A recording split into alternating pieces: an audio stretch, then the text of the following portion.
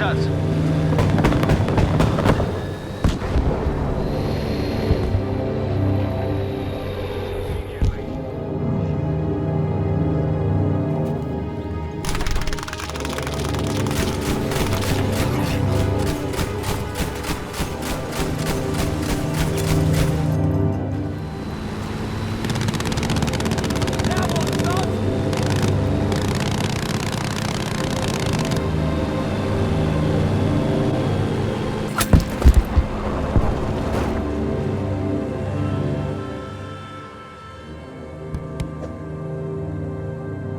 Hey folks, Dave here with more coverage of Battlefield 5, this time from the upcoming open beta.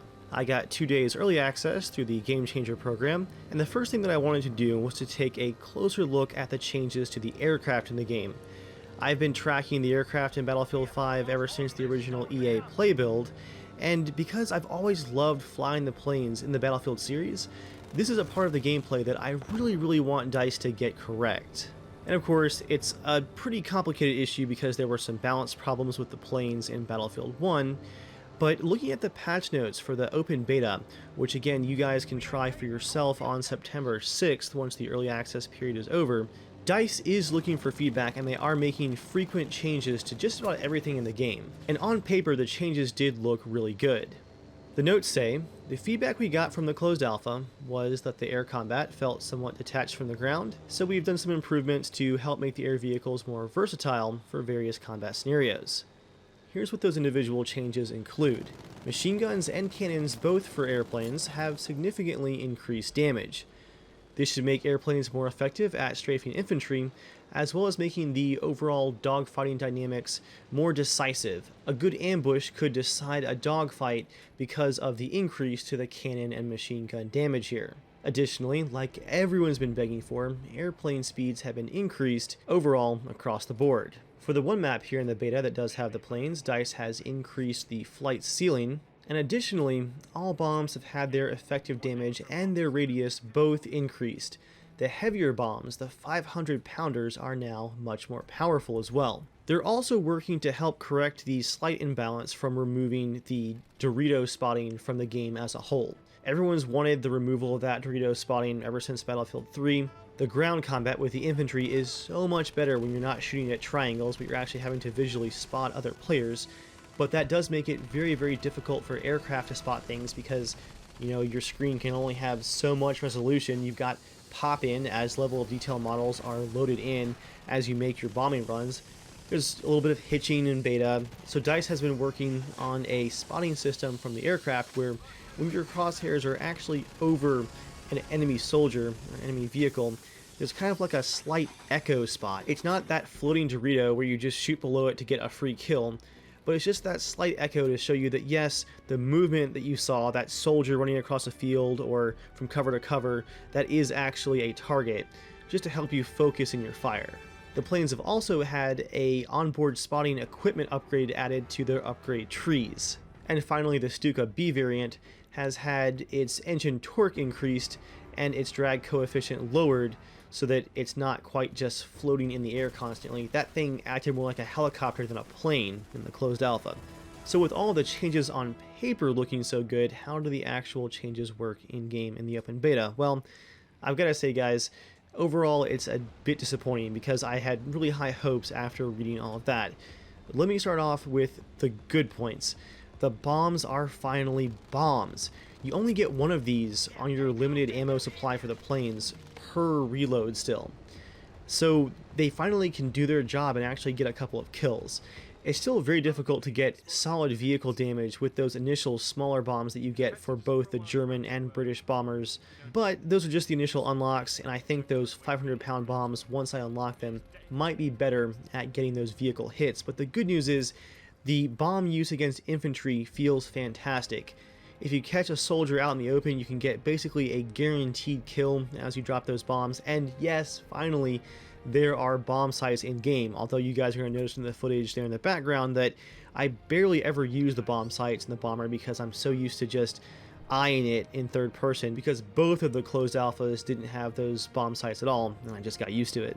If you save your single bomb that your plane can carry there at the start for an attack run on a point that's being contested, you can pretty easily get a double or triple kill, which is the whole point of the bombers, is to support the ground fight, and they finally feel effective in their role.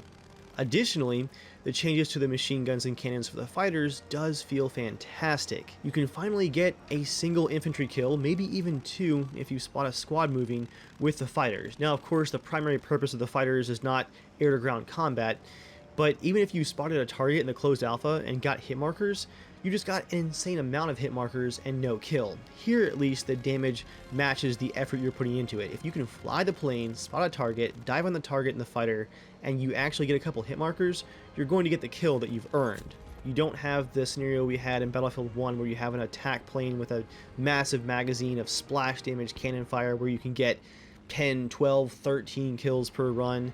This is just the fighter's basic machine gun and skilled piloting finally being correctly rewarded. So props to DICE for listening to the issues with that damage model. The increased damage does make ambushes really nasty. If you get someone on your 6 and you didn't realize it, odds are that one full burst is going to damage you enough where you will not be able to get away. And honestly, while it kind of sucks to be in that scenario, I think that's how it ought to be. You got to be constantly checking your 6 and watching the skies when you're in these fighters. I think the fast time to kill is acceptable. It's going to be rough for new pilots trying to learn the ropes once the more experienced pilots get a handle on things and start dominating the skies, because you'll be ambushed so quickly that you won't have really any time to react. But again, I think that is a better scenario compared to what we had in the closed alpha. You had pilots that would just constantly self-repair, run, and you just couldn't do enough damage to knock them out of the sky without expending almost the entirety of your plane's ammunition supply. It was ridiculous. The faster air-to-air time to kill is definitely the way to go here, I think. We got one more really nice surprise here in the open beta, and that's that DICE has added the cockpit bail animations to the planes. Everyone was saying, you've added the bailout animations for jeeps, for tanks, for everything else where someone who's trying to escape from a fight that they're losing are going to go down with their ship. Why won't you add them to planes? Because people are constantly just insta-bailing out of planes as soon as you get behind them. You'll finally get those points and kills that you're earning. So guys, that's the good news, and that's exactly why I made the first couple videos on the air combat for the game, including the video about the planes just being totally broken in the closed alpha. For those of you that were posting, why are you posting feedback on an alpha? It's just an alpha, it's not finished yet. Well, that's the entire point. DICE is actively looking for feedback from the community about any issues that might be present in the game, especially balance. The player base, having played so many of their games for so many hours, is really in a good position to give honest and direct feedback. So that's why I'm going to dive in once again and talk about the negatives here, because again, the overall news was pretty disappointing here in the open beta. The handling and the overall speed of the aircraft is still abysmal. For some reason, the Spitfire turns like you have a piano hanging off the back of it, and the Stuka is still constantly floating in midair, especially if the pilot swaps to that back gun and tries to machine gun you off their tail. The machine gun right now really isn't the issue if you're trying to shoot down a Battlefield 5 Stuka. The issue is that as soon as he swaps to that back gun, the aircraft just hovers in the air, and you have no choice but to break off before you hit it, and then he's going to be either able to get away, or he'll be behind you, able to attack you. And for some reason, the Stuka's machine guns absolutely tear apart the Spitfires, whereas the reverse is not the case. It's great to see that DICE was listening about the increase to the airplane speeds, but it's still probably 1/3 of what it should be. We need a much bigger increase to the plane speeds to make them both fun and more balanced. And that's where another issue comes in. Somehow, the Spitfire is completely broken in this build. It handles so poorly that I actually was super confused the first time that I had a 109 ambush me in the Spitfire and saw them outturn me and get behind me in a single turn, and there was just nothing I could do about it. This happened a few times in a row before I started looking around Twitter to see what everyone else was saying, and it confirmed my thoughts that the Spitfire is in fact just completely broken. Almost any time that it tries to make a hard turn, it just stalls out in this awkward, floaty, weightless fashion that just looks and feels terrible. This is extra odd because if DICE is trying to do a asymmetrical balance between the 109 and the Spitfire is to paint with a broad stroke here, the more maneuverable of the two aircraft.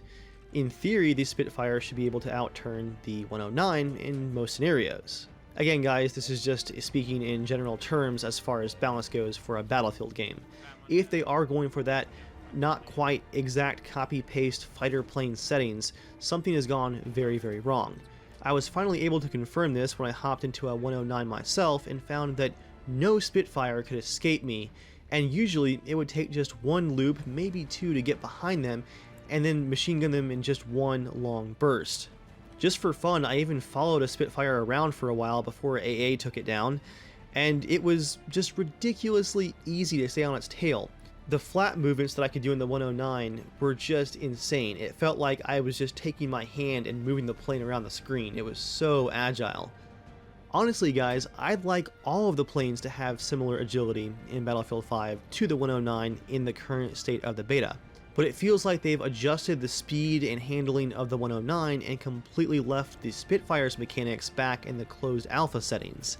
It just feels so broken, and it's just not fun. It got to the point where no one was spawning in the Spitfires anymore. As I was flying the 109, I didn't die the entire round, and eventually the allies were just spawning their bombers, and they were just trying to get a quick bombing run in before I caught up to them and knocked them out of the sky. I believe a few times it was suggested that I just go hop into a fire. And it sucks because I was really excited to do some kind of air-to-air combat video for you guys with the cinematic tools maybe here in the Battlefield 5 open beta, but none of the air-to-air combat is working right now. If you're British, your Spitfires are going to die a fiery death over and over again, and there's just nothing you can do about it. If you're German, your 109 is going to rule the skies to the point where the enemy is literally just going to stop spawning, and you never have an actual dogfight. You just massacre people over and over again. It's just not fun for anybody right now. So guys, that's the current state of the air-to-air combat. Again, the news looked so good on paper, and I'm still hopeful that before launch, which again has been pushed back to November, we're going to see more improvements to the planes. What you guys need to do is fill out the open beta surveys. Play the game yourself, see for yourself, and get that feedback in. DICE is listening, and we really need to make sure that they're aware that the current state of affairs is really just broken for the air-to-air combat. But for the most part, the air-to-ground combat is looking pretty solid. Huge improvements there. We've just got a little bit further to go to get everything working like it should as far as the aircraft are concerned. That's going to be it for now, guys. Thanks for watching. I'll see you guys next time.